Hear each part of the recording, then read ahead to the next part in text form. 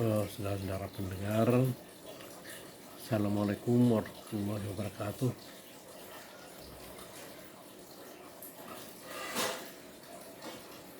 Baik, kita berbicara hari ini novel Indonesia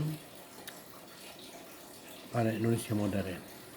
Indonesia modern. Ya. Setiap kita membaca sebuah novel Indonesia modern, setiap itu pula kita mencoba meletakkan persepsi kita pada dunia modern yang lebih banyak melihat pada dunia barat. Jauhnya pandangan kita ke dunia barat dalam memberi ukuran novel Indonesia sekarang sudah menjadi tren pengarang dan penulis novel kita. Karena semua yang berbau modern adalah dilihat dari barat. Sikap seperti ini memang menjerumuskan kita dalam memandang sastra Indonesia sebenarnya. Di sini sebenarnya kita beranggapan bahwa novel Indonesia adalah artipe dari novel barat yang dijelaskan polanya di Indonesia dengan orang atau tokohnya yang juga orang Indonesia. Lalu pertanyaan selanjutnya, apa itu arketipe?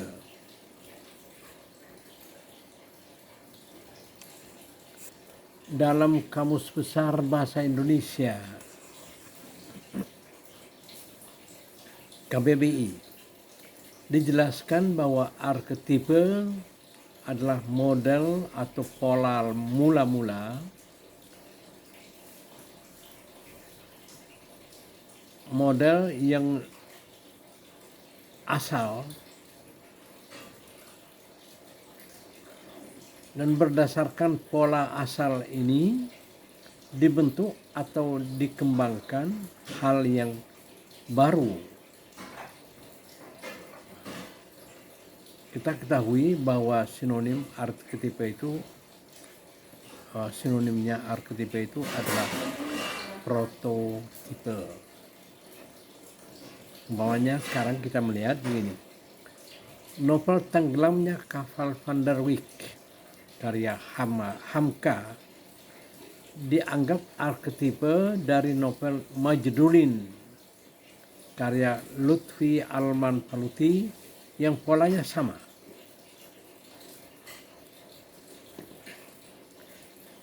Nah, akan tetapi dalam novel Majdulin, Magdalena memiliki anak, sedangkan dalam Tenggelamnya Kapal Van der Wijk, Hayati tidak memiliki anak. Sebenarnya novel di Indonesia bukan arketipe dari novel luar atau novel barat.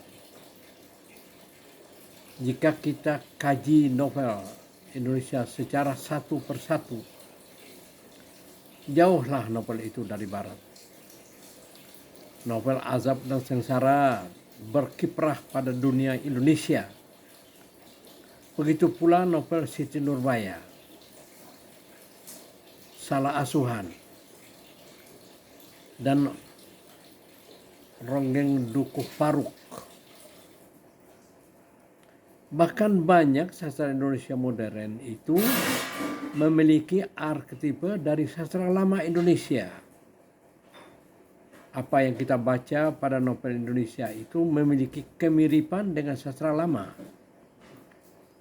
Katakanlah arketipe sastra lama berada dalam sastra Indonesia modern.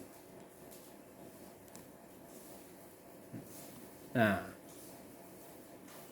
jika dilihat dari berbagai motif yang ada dalam novel Indonesia modern, motif itu berasal dari sastra lama yang mungkin sebelumnya masih merupakan sastra daerah yang terkenal. kisah lama, peristiwa-peristiwa lama, atau mitos-mitos lama muncul dalam sastra modern Indonesia. Mari kita coba melihat sebuah novel Indonesia.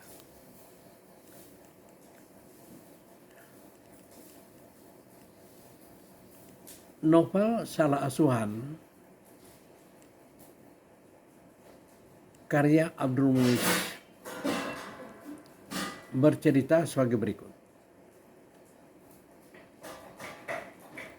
Hanapi yang berkuliah di Jakarta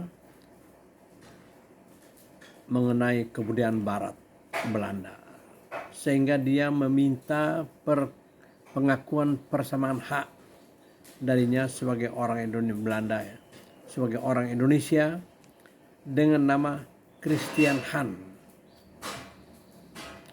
Hanapi menjadi orang Barat, tindak tanduknya adalah tindak tanduk orang Barat. Ia mencintai dan menikahi Cory Debussy. Dengan diakui sebagai orang Barat, Hanapi melupakan ibunya, melupakan gelarnya sebagai Datuk di Minangkabau, dan melupakan Indonesia sebagai tanah airnya. Hanapi sudah menjadi orang durhaka. Akhir cerita, Cory meninggal. Hanapi pulang ke rumah ibunya. Hanapi meninggal di rumah ibunya. Nah, dalam motif cerita ini, cerita Salah Asuhan ini, novel Salah Asuhan memiliki persamaan dengan novel cerita Malin Kundang. Perlu diketahui bahwa cerita Malin Kundang merupakan cerita Indonesia lama yang berasal dari Sumatera Barat. Hal ini menambah keyakinan kita tentang persamaan motif cerita Salah Asuhan dengan cerita Malin Kundang yang keduanya berada di Sumatera Barat.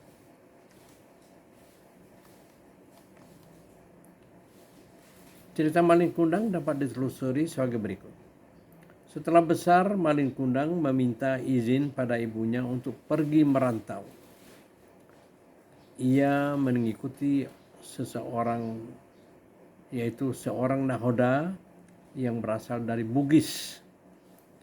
Malin Kundang bersama nahoda itu menjelajahi lautan untuk berdagang ke kota-kota besar.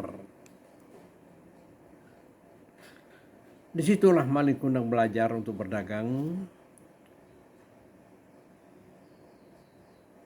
kemana-mana. Setelah nahoda itu meninggal dunia, Malin Kundang menggantikannya untuk menjadi nahoda. Ia pun menikah dengan anak nahoda yang bernama Ambun Sori. Pada satu hari, Malin Kundang berlayar ke Padang untuk menjual dan membeli barang di sana. Malin Kundang pun mengarah ke Padang bersama istrinya dan seluruh anak buahnya. Ibunya datang ke pinggir laut dan pada saat kapal Malin Kundang merapat. Nah, di sini Malin Kundang tidak mengakui bahwa itu ibunya. Ibunya menyumpahi Malin Kundang. Akhirnya Malin Kundang bersama istri dan seluruh anak buahnya tenggelam menjadi batu. Nah, saudara, kedua cerita itu mempunyai arketype yang sama, yaitu motif kedurhakaan kepada orang tua. Dalam Malin Kundang diceritakan bahwa Malin Kundang mendurhakai ibunya, mendurhakai negerinya Minangkabau dan mendurhakai Indonesia tanah airnya. Dia tidak mengakui tentang orang tuanya, tidak mengakui tentang Minangkabau, dan tidak mengakui tentang Indonesia. Apa kata Ibu Malin Kundang pada waktu itu? Kita kutip sedikit. Wahai anak kandung si Malin Kundang, benarlah engkau telah pulang. Dulu kecil, kinilah besar. Hati ibu kandung merasa senang. Nah, itu kata ibunya. Menjawab Malin Kundang sebagai berikut. Jangan orang tua bertele-tele. Saya ini bukan anak ibu. Berangkatlah kini sebelum saya panas.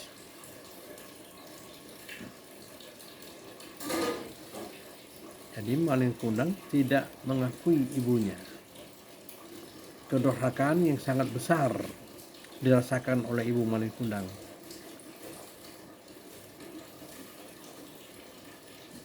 Ibu Malin Kundang merasa bahwa ketika Malin Kundang menampar muka ibunya, sambil berkata, Malin Kundang menampar ibunya sambil berkata, itu yang bukan ibu hamba, itu orang tua nan celaka, anjing balai penunggu muara, baik diusir dari sini.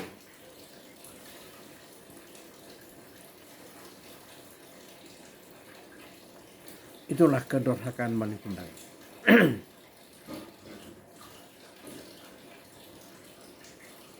Kedurhakaan Hanafi dalam Salazuan demikian juga.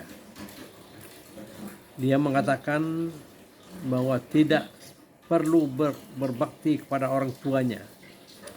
Dia menyuruh orang tuanya untuk mengucap karena ibunya banyak bersalah kepada dirinya. Dia menjadi orang Belanda Hanafi, ya, dan meninggalkan Indonesia, Minangkabau dan ibunya sendiri. Jadi dua cerita itu, Malin Kundang dan Salah Asuhan, memiliki arketipe cerita yang sama, yaitu kedurhakaan. Kesamaan cerita ini terjadi pada keduanya di Minangkabau. Ini kita lihat apa yang dimaksud dengan arketipe cerita.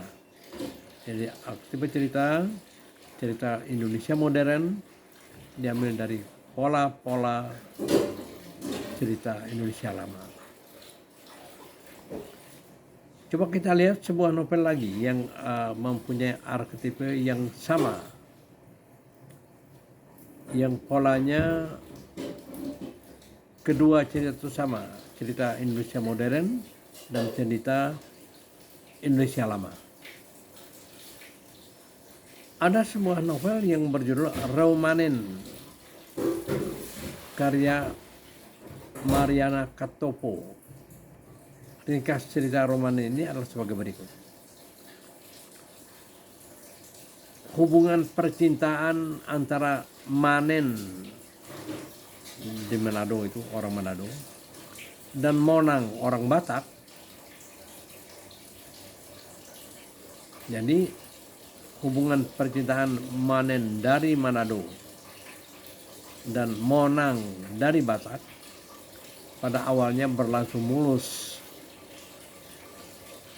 Setelah Monang berhasil merenggut keperawanan Manen, Manen meminta pertanggungjawaban Monang.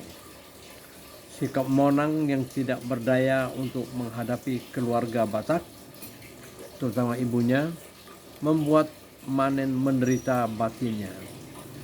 Tidak setitik pun Manen bebas berbicara dengan Monang, karena Monang dijaga ketat oleh ibunya. Manen merasa dia hidup sendiri dengan kehamilannya. Akhirnya Manen nekat bunuh diri dengan memotong urat nadinya di dalam kamarnya.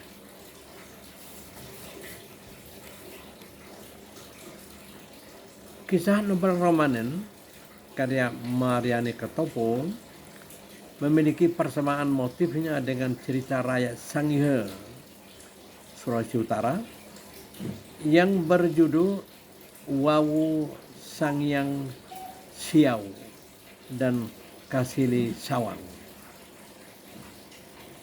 Kedua cerita itu, Ramanen dan Wawu Sangyang Siau Kasili Sawang, mempunyai motif yang sama, yaitu motif bunuh diri. Rangkuman cerita Wawu Sangyang Siau dan Kasili Sawang adalah sebagai berikut. Wawu Sangyang adalah seorang anak Raja Siau yang bernama Wawu Datu. Permaisurinya bernama Wawu Boki. Wawu Sangyang, putri raja itu, Wawu Sangyang atau putri raja itu menjiwai bakat seni, yaitu menyanyi dan menari, sehingga Wawu Sangyang terkenal kemana-mana. Namun bakat yang ada pada Wawu Sangyang itu tidak disenangi oleh ayahnya, yaitu Wawu Datu tadi. Sehingga Sangyang dilarang untuk menyanyi dan menari. Wawu Sangyang dikurung di kamarnya. Wawu Sangyang memiliki kekasih yang berasal dari jauh, itu dari Siau, yang bernama Kasili Sawang.